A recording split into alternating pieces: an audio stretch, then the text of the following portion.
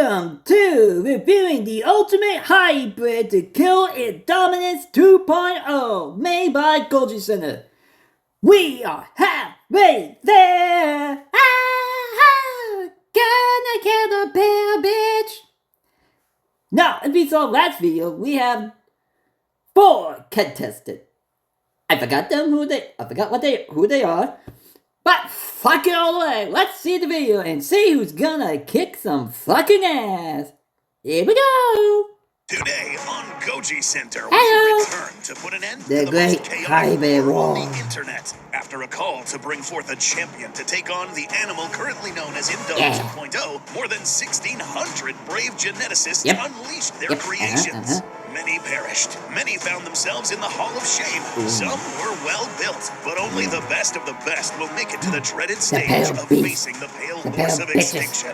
After a few rounds, the creme de la creme was rendered down to just 4. Ceratops barbaricus, Veropelta, Armatus gigantus, and Yamabrontorax. Who will win? The All of them. Starts now. Let's resume where we left off. Ceratops, after passing to the final round, will now square up against another gestalt of some of the most heavily armored herbivores of all time, Veropelta. Both of these animals are highly defensive, but one of them is a shield wall and the other is a phalanx of spears. Getting through the armor of either of them is going to be a Herculean task, but Veropelta relies on having its opponent come to it first, so it can pull a counterattack using that horn and beak, being able to strike at approaches from multiple angles. Whereas Ceratops doesn't have to rely on that methodology. Instead, it goes on the offensive much more easily thanks to its more agile frame and easier to aim weapons. Both of these armored herbivores combine aspects of an ankylosaur and ceratopsian. Ceratops focuses more on the latter and Veropelta more on the former.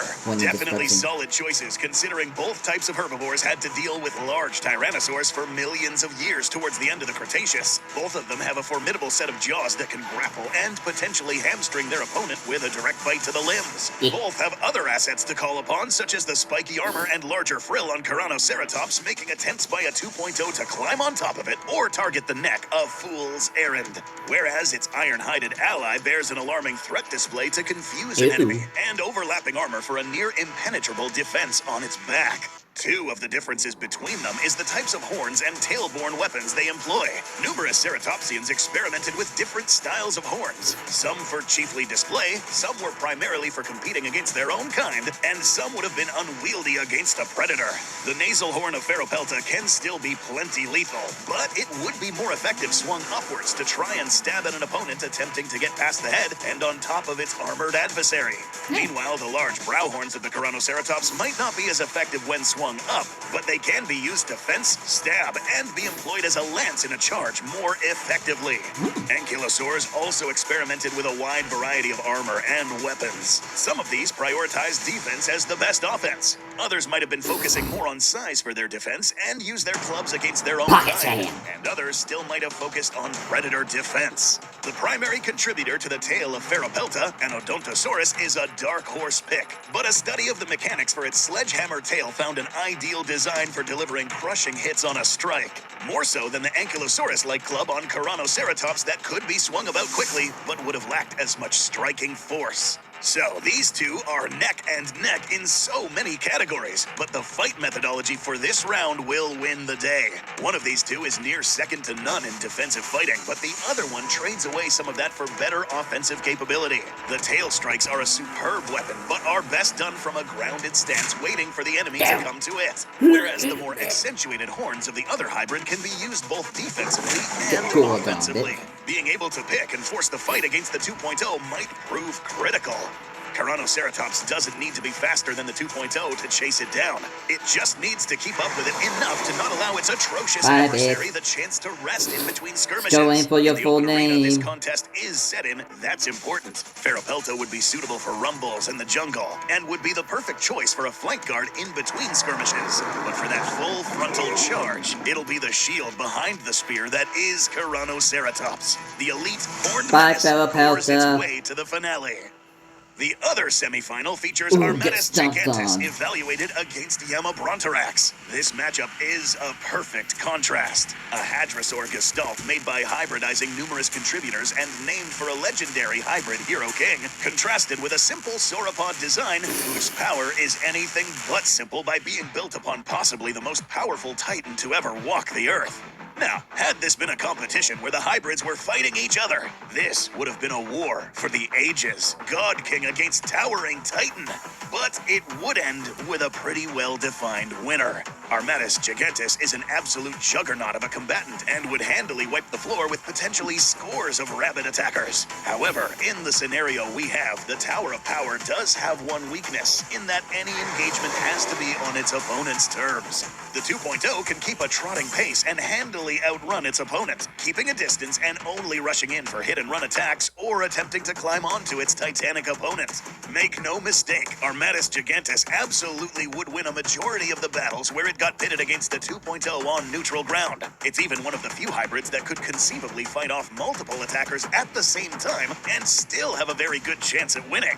However, being able to chase down and keep the pressure on the 2.0 when it tries to retreat or fall back after getting wounded might be critical, something Gilgamesh has more than enough ability to do.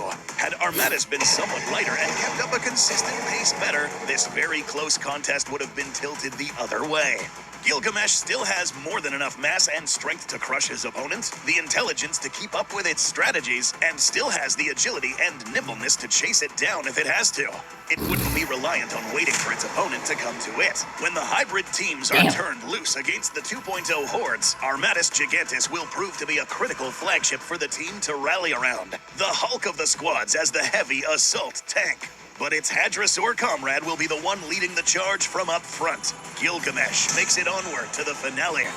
Ladies and gentlemen, we present to you the finalists of the Great Hybrid War, Tyrannoceratops against Yamabrontarax, Triceratops and Shantungosaurus. Outside of the most titanic of the sauropods, these two herbivores are some of the mightiest herbivores of the Mesozoic and the apexes of their families.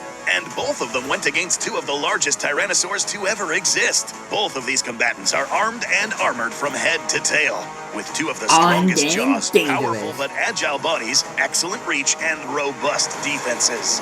Tyrannoceratops has a very slight edge in offensive capabilities with its one-shot kill maneuver. A full-on charge and goring impalement capability unlike any other hybrid seen in the top 16, being much more straightforward to land. Yamabrontarax, meanwhile, can also end a fight quickly by a combination of a body slam followed up by a head bite and trample. This attack is not as streamlined to execute, but still just as lethal. Gilgamesh, however, does hold a lead in finesse, its longer tail giving it a greater reach, and its body being less stout and able to react quicker. Tyrannoceratops, however, isn't so far behind in that regard by a wide margin. It still has plenty of options to fight back, even if its opponent gets past the horns. How would these two fare against the 2.0? After much analysis and discussion between the Goji Center team on how these confrontations could go, it was revealed that both excel at defeating the theropod in open battle at pretty good rates. Tyrannoceratops fights just like his base contributor. Horns splayed directly at the attacker without the worry of getting a fatal injury if the 2.0 flanks it, thanks to its armor, options to attack at the rear, and a pretty nasty bite with a few nasty side effects. Yamabrontarax excelled at both defense and offense just like Tyrannoceratops, using its massive armored body as a weapon, turning defense into offense in seconds, with options of attack from the front, bottom, and rear, and nearly impenetrable armor on its back. Without any terrain to take advantage of and no sharp logs or pylons, the 2.0 is outclassed in both scenarios. The winner has been decided, ladies and gents, by unanimous decision at Goji Center HQ. The winner of the first hybrid war is Bull. What? Yes, you heard us right. Bull. Gilgamesh and Tyrannoceratops were both so well designed that for every one flaw in one, another could be found in its opposite. For every strength and advantage in one, there was another for the other. Truly, this was a war unlike many others. Some of the other members of the top 16 these two surpassed might have had the opposite result in a different lineup. This hybrid war had potentially many more entries that could have defeated a 2.0 in a straight contest. So, to any of our competing geneticists watching, even if your hybrid hybrid did not make the honorable mentions, pat yourselves on the back as we give you a thumbs up. Now, with our champions fully rendered and ready to rumble their foe in 3D, we can turn these dozens of viable genomes loose where they are needed most. Tyrannoceratops and Yamabrontorax are now being deployed to the ravaged Isla Nublar as frontrunners of this massive army composed of the other members of the top 16, honorable mentions, and more. These two will lead hundreds of hybrid combatants in Mortal Kombat, and we are sure they will win. Operation Destroy All Hybrids has now begun.